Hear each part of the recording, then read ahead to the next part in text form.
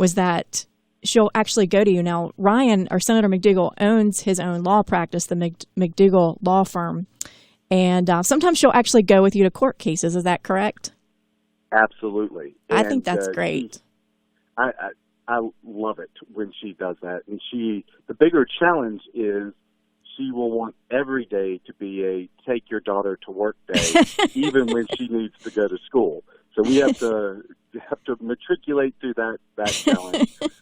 But one quick story about her the other day, we were during sessions, it's been a couple months ago, and she says, Diddy, will you read me a book before I go to bed? And I said, absolutely. She said, can I pick out the book? And I should have known that there was a problem coming. And I said, anything you want. And then she said, will you read me the whole book? And I said, absolutely. We get, going to bed early, we got plenty of time. She goes in the other room and brings back a volume of the Code of Virginia, 8.01, and says, you have to read the whole book, Diddy. She did not want to go to bed that night. She did not want to go to sleep. I used to be a night owl. The older I get, the earlier I like to go to sleep. So anyway, that'll hopefully change. Now my teenage kids, my oldest is now 21. My youngest is 15. They tuck us in at night because they stay up later than we do. But it's always fun. We're real people here. We've got families, and I just appreciate you so much coming on the show today, because I really wanted people to get to know the wonderful folks that I work with. You hear so much negative in the news and the media. I mean, I think this is such a great opportunity for folks to meet and get to know their legislators that are working so hard for them in the General Assembly. Now, you have not always had your law firm. You actually, before that, you were a prosecutor with the Hanover County's Commonwealth's Attorney Office, specializing in prosecuting domestic violence and family abuse offenders. Wow. That's tough. I was. Very shortly after I came out of law school, I went into the Commonwealth's Attorney's Office, and then after I got elected to the House of Delegates about 17 years ago now, I was no longer allowed to prosecute, so I went into private practice. So it's very interesting, because the relationships you develop through that, I still have. I was with my sheriff, Dave Hines, who's now the chairman of the Department of Juvenile Justice Board, and we were talking earlier today, and Dave was a regular officer, not the sheriff, when I was prosecuting. So those relationships continue on. And one of the things you just said, Amanda, is absolutely right. In Virginia, your state legislators are citizen legislators. So we have real jobs. Our legislative responsibilities take full time from our days, but it is a part-time duty. And so we still have to live and bear the consequences, positively and negatively, of every piece of legislation we choose to pass and not pass, which I think helps us to do a better job and makes us much more responsive and much more cognizant of the impact of all the actions we take in Richmond have on our friends and neighbors. That's exactly right.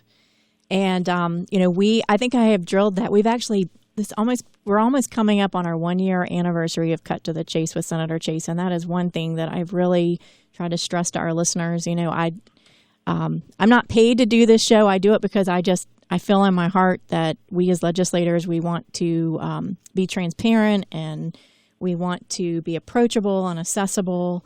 And you're right. I mean, we have the Chase family, because we have so many children. We've always got at least one business going at any given moment. So we are working. In fact, I was sitting here texting back some business calls for my kids. My boys, they're all teenagers now. They have a grass cutting business. So yeah, we have to pay the bills too, just like everybody else. Now, I also found it very interesting. You were a founding member of the Hanover County Child Advocate Response Team. Tell us a little bit about that. Just when you're in a job doing what you're supposed to do, you find that at times there's a better way to do it. And when I was prosecuting, we were having a challenge getting cooperation between the Commonwealth's Attorney's Office, the Sheriff's Department. We had a local police department, the department of that oversees child abuse, so Department of Social Services. All those agencies were not talking to each other. So we might have a complaint that would come in as a child abuse complaint to the hotline, but it'd never make it to the sheriff's department Mm. or never would make it to my office and the Commonwealth Attorney's office. So we found a way to come up with a team where we met monthly and we instituted no statute, no law, no rule, but internally we said, this is how we're going to share information. And as a result, we were able to prevent kids from being abused because when it came into one area, the information was shared internally, and we came up with better evidence, better prosecutions, better services for the child and for the family. I actually turned that into a bill a couple years ago. And That's some awesome. of my good friends in Commonwealth Attorney's Office across the state were not happy about it being a mandate now. But we took that same idea and spread it across and made it a statute. And I think it does help us when we put those types of uniform procedures in place, helps us to make sure that we miss fewer problems and are more responsive when we identify a problem. Doesn't cure all ills, but I think that we are more effectively eliminating child abuse or responding to it with better services or prosecution when we identify it. Well, and I also want to add that you also served on the Hanover Domestic Violence Task Force. So any bill, any idea that a constituent comes to me that has to do with domestic violence, and I know one of the things that I've had a number of parents contact me about was and still is bullying in our schools. And, I talked to one grandmother in particular who was talking to me about her granddaughter. And I do have permission to talk to her about this. I'm not going to mention names, but her daughter was within seconds of taking her life, and it was because she was being bullied at school. So maybe I need to talk to you offline about what we can do to help in those situations. Happy to. As you know, with social media today, the world has changed. When we grew up, you left school, you went home, somebody had to call a landline to communicate with you or ride their bike over to your house. Now that contact, that communication, if it's aggressive and negative, continues all night long because people are posting on your Facebook, sending you a Snapchat, Instagram, Twitter, all those things never stops. So, Senator McDougle, can you come back in 4 minutes after the break? Absolutely. I'd love to be back. We have a lot to talk about, so y'all will need to stay tuned. Senator McDougle, stay tuned.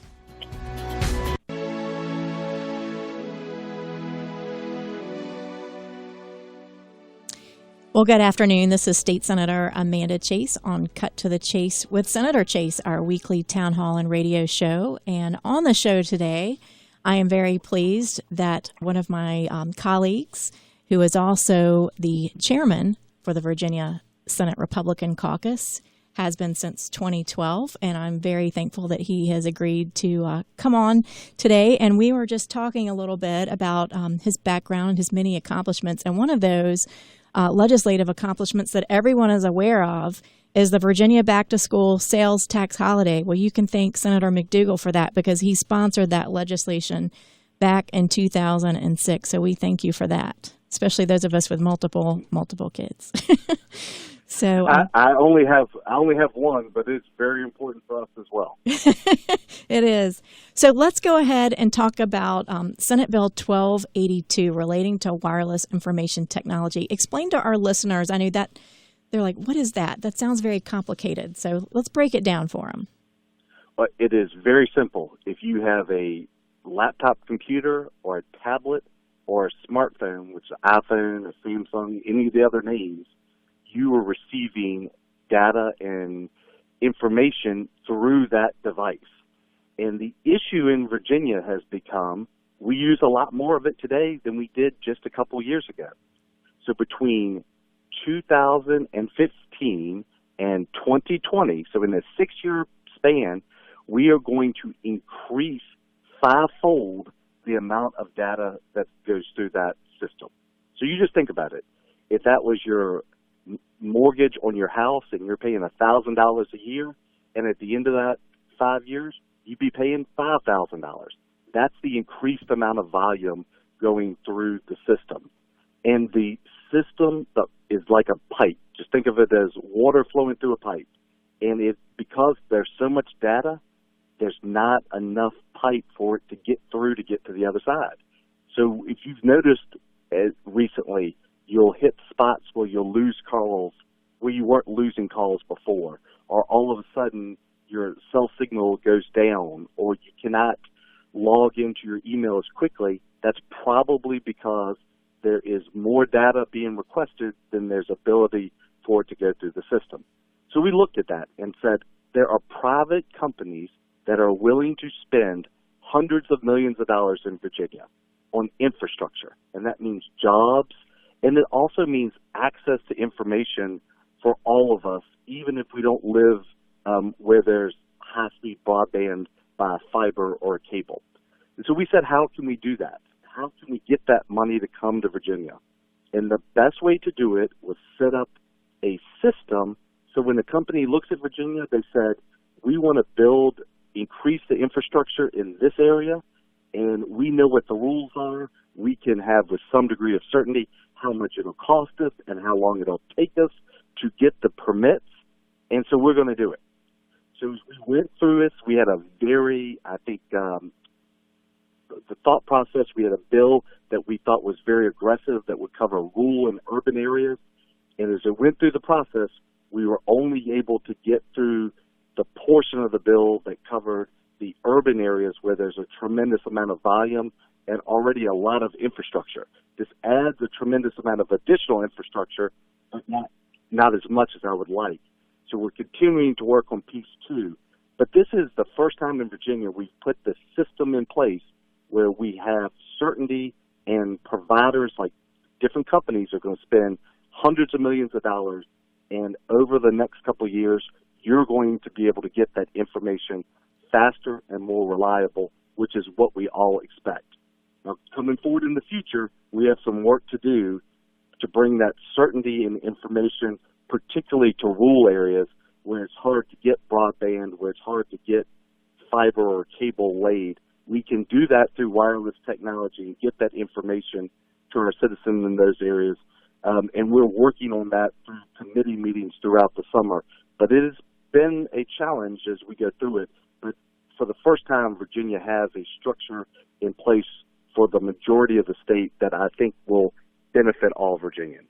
Now, that sounds really positive. I mean, I can't see why anyone would oppose that, yet I'm just kind of glancing over the voting history and just from my notes and everything, it looked like it was split pretty much on party lines. What was the biggest challenge that you think came up? Candidly, the biggest challenge there were a number of localities, not my localities. Actually, I had a lot of help and support from my county attorney in Hanover and my county administrator and a number of the county attorneys on the Northern Neck, which is a rural area that is just thirsting for this technology and infrastructure. But some localities felt like we were stepping on their toes in decision-making, that they couldn't move as quickly as we were requiring them to move, that this was taking away some of their authority, and they didn't like it, and they were very opposed. And these were in some urban areas throughout the state. And we had a really pitched battle to get this legislation through. It's not easy. We had some very significant debates, and some of them were very aggressive, and we continue to have those aggressive conversations as we're working forward to present the bill in the next legislative session that I think will take it to the entire state, and I'm committed to doing that. Okay, great. Well, we will have to continue to have these conversations to educate all of us. I know we have so many bills, you all, that we look at least 3,000 to 4,000 every session. And it doesn't matter if it's a short session or a long session. But I was looking back on my notes and I saw where the Tea Party had opposed that, which actually kind of surprises me. And I don't know if the substitute that was approved took care of those issues or not. But do you remember, was that their primary objection to that? Do you remember? I don't remember. I think there was one piece of the bill that was eliminated. We went through probably 10 different drafts, and that might be understating it by about a factor of 10. Right. We went through a number of drafts, and there was one item throughout that process that they expressed some concern about. But after we addressed it, I did not hear any more negative impact from or negative concern from that particular group, but we did hear about it from localities. That was the major group or organization that was opposed. All businesses in Virginia wanted it. Many of my rural constituents, including county administrators and supervisors, wanted it, but we did have some opposition through the process. And I also believe that it was supported by the Virginia Chamber of Commerce, if I remember correctly. Absolutely, because it's key to business. I mean, business and individuals. So many, I operate a small business, a law firm, we have a payroll, I have to make expenses, we have to get information even when we're not in the office. That's the way most small businesses operate, and they need to have that access to information, and Virginians expect it, and we need, as state legislatures, to make sure that they have that regulatory system so they can get that access. Very good. Well, we appreciate you putting this forward, and I know I will personally talk to members of the Tea Party that I think were opposing this, and maybe we can have a meeting, and try to get some agreement or dialogue going so that when we get to the General Assembly session, it'll go a little bit smoother. And also my localities. I don't know where Chesterfield is. Like I said, we're trying to remember back months and months ago, but see what we can do to help, because it sounds like a step in the right direction. But anyway, so we had a little election, and do you have time to come back after the break? I know we've got like 4 minutes. You've got some other responsibilities, if I'm looking at the time correctly. Are you able to come back after the break? I do. I can probably come back for just a little while longer after the break. Okay, great. Stay tuned. Senator Ryan McDougle will be right back.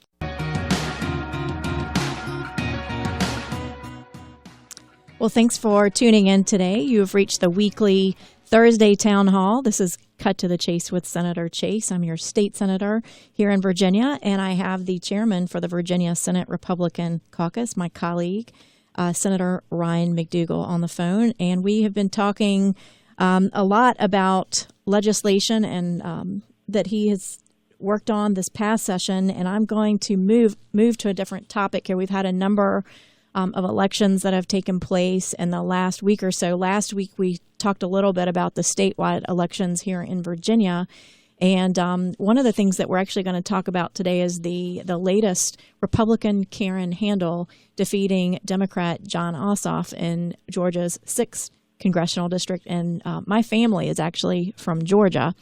So my family members are very familiar with this area and the seat. Handel won by almost 11,000 votes. It's almost 53% of the vote, and by more than 4 percentage points. And it's very interesting. If you remember, this seat was vacated by Tom Price, who held it from 2005, whenever he joined Trump's cabinet this year as Health and Human Services Secretary. But the seat has actually been Republican since 1979. It's a historically conservative district. But can you believe, Ryan, that they spent over $50 million? It is like the most expensive House race in history. My daughter says I'm not supposed to use words like this, but that's crazy. I think that amount of money was spent for that seat. But I think it does tell us what individuals on the left are afraid of. They're afraid of the fact that as Republicans, we have been articulating a view about what government should do and should not do, and we've been articulating that the policies that have occurred in the last 8 years under Democratic leadership have been bad for the country and have economically taken us in the wrong direction. We want to do something to turn our country around, turn the ship around, and this election, in my mind, was a tremendous statement that no matter how much money you put into it, how many people you bring in from other states, we in America want to see our country be great again, and we want to see it do the things that we all expect. We have that view that when you're in America, come to America legally, or you're born in America, that you can achieve anything. Anybody can grow up and be president or run a major corporation or be successful at any occupation or job. And we need to really redouble our efforts to make sure that everybody in America can do that. And it really starts with the president and with Congress. They have a lot of opportunity here going forward over the summer to do some tremendous work. And this election was a statement on they need to get it done and that the people support them in getting it done. Absolutely. And I'm thinking that folks on the left were thinking this might be a referendum on Trump and that this now is their chance. But I think what the people are saying is, we may not like the presentation, but we like the results. This is not politics as usual anymore. We, like you were saying, Republican values of less government. People don't want the government all up in their business, literally their business, their home life, their personal life. And we had a president that was mandating for the first time in U.S. history, it would typically be considered unconstitutional to mandate someone to buy insurance. But that actually happened under the last Democratic president. So people they're done with that. So we have the first Republican woman elected to Congress from Georgia. She was the former Georgia Secretary of State. So she understands the nuts and bolts of how things worked before she got involved. A lot of people think they can just run with no experience. We've seen both scenarios, with experience and without. But I thought it was interesting. They said that Handel supporters seem genuinely puzzled by the attention in the 6th district that they received because it's typically had a long stint all the way back to 1978, back whenever Newt Gingrich held that seat. So, and actually I'm going to agree with the Democrat with this. It was Representative Tim Ryan. He said, we better take a good long, strong look at the mirror and realize that the problem is us and it's the party. Yep, I agree with you, Representative Tim Ryan. See, we're reaching across the aisle. We do have the ability to agree on issues. Oh, goodness. I try not to be political on this show. I try to focus it on issues, but every once in a while you're like, yeah, I agree with you on that. So when we come back from the break, if you're able to stay, I will keep you on the show as long as I can have you. Like I said, I know you've got other things. I do. Unfortunately, my 5-year-old Reagan would like to be picked up from school, and we've reached that time, so I don't know that I could put Great it off having anymore. you on the show. But thank you so much for the invitation and having me on. Thank you, Senator really Ryan McDougle.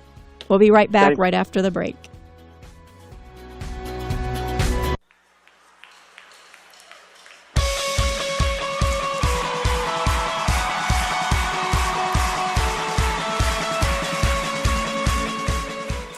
So this is State Senator Amanda Chase and our weekly Thursday Town Hall. You're welcome to call in. The number is 804-454-1366, and we're happy to try to answer your phone calls live here on the air.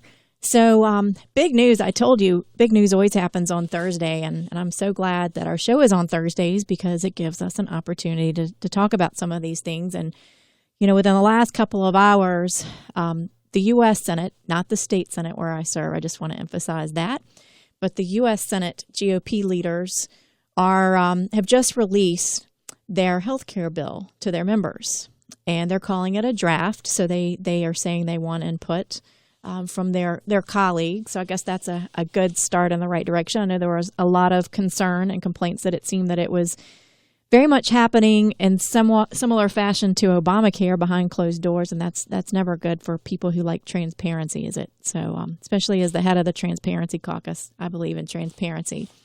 So, what I thought I would do is the information is still coming in right now, but a couple of things that are a little bit different. This bill is different than the House bill that we talked about and passed the House just weeks ago. It's actually been almost a month ago. And just take a look at some of the differences. So the bill would provide less generous tax credits to help people buy insurance. And it would let states get waivers to ignore some of the coverage standards that Obamacare requires of its insurers. So that's one of the issues. The second thing is that it would end the tax penalties under Obama's law on people who don't buy insurance. the so-called individual mandate and on larger companies that don't offer coverage to their employees. So I think that's a huge victory, that especially that second one for small business owners. And let me just tell you, a lot of the small business owners that I was talking to were either having to shut their doors, or they were talking about having to reduce their workforce because they could not afford the expense of the insurance. So I just want to add that out there. The third thing is the bill would phase out the extra money that Obama's law provides to the states that have expanded coverage under the federal state Medicaid program for low-income people.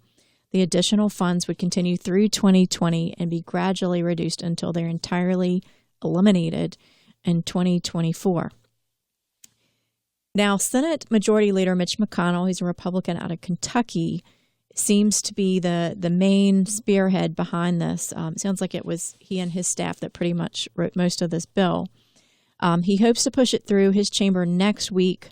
It doesn't have it has solid Democratic opposition, and half a dozen Republicans are not real happy with this bill, which is going to be a problem because the bill is going to fail if just even 3 of the 52 GOP senators oppose it. So as far as the closeness there, that's going to be tough. So they'll have to whip the vote, so to speak.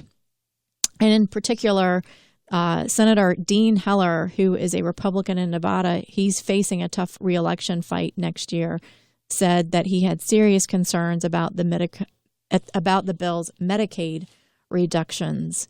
So he said that if the bill is good for Nevada, he'll vote for it. If not, he won't. So that's a concern. I thought it was interesting. Did you see what Trump last week privately called the House measure? He said that it was mean and called on senators to make their versions more generous. And I think he's talking about his concern about Medicaid reductions, which honestly we at the state level are all concerned about, because anything that the federal government does not pick up will have to be picked up by the states. And we don't like unfunded mandates passed on to us from the federal government. So it's still up in the air. The Washington Post, you can actually, they've got a full text link in there. You can go and read the GOP healthcare bill. I'll be reading that thoroughly later today. I haven't had a chance to do that yet.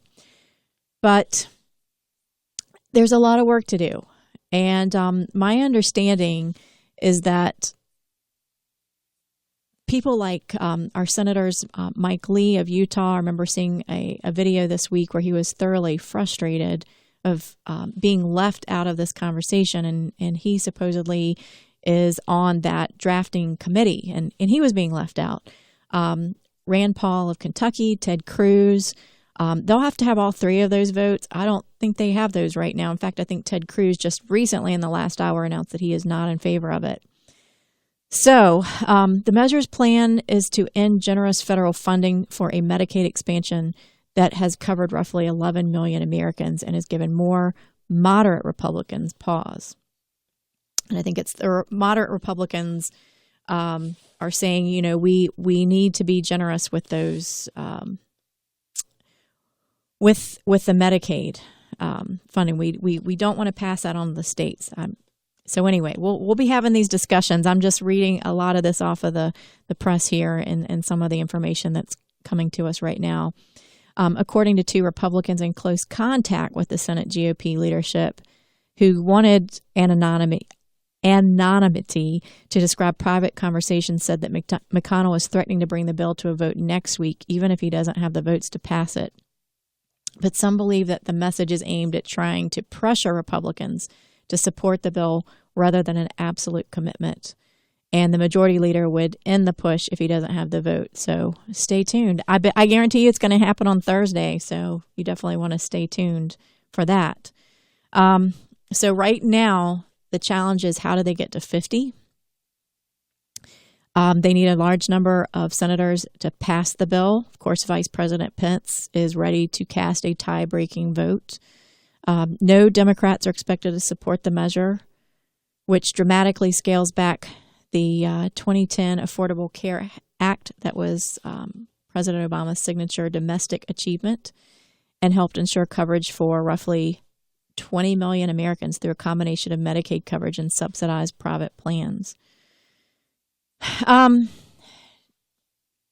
So there are people that have concerns out there. I know a lot of you all had concerns at the town hall with Congressman Bratt, and I actually met with a work group this week to talk about the thousands of Virginians that will lose coverage effective January 1, and what can we do about it? So continuing to have those conversations, even out of session, to try to come up with some type of solution, and we'll just have to keep having those conversations. So when we come back from the break, we're going to continue to talk about this, and I welcome you. Take down the number 804-454-1366. Give us a call in. Let us know how you feel about it. And we'll be right back right after the break.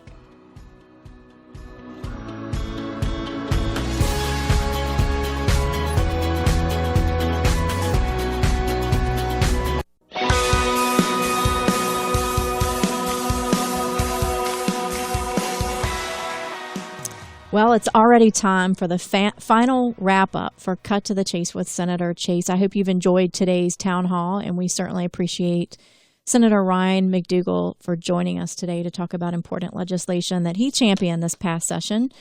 And we are going to have a different legislator on each week, just so you all can have an opportunity to get to know my colleagues and give you all an opportunity to ask questions. Many of us have a particular issue that we champion during the General Assembly session, and different people have different levels of expertise. So I think it's great that y'all all hear from them directly. So anyway, so continue to join us every week for a weekly town hall on Cut to the Chase with Senator Chase on WNTW The Answer. And we're really excited. If you're on 8:20 a.m. and listening to us and the reception is coming in, that's great. If you were not able to reach us there, you can also now tune in to 97.7 FM effective today. So I'm excited that we're expanding into the Short Pump area and some of the other areas of the greater Richmond area.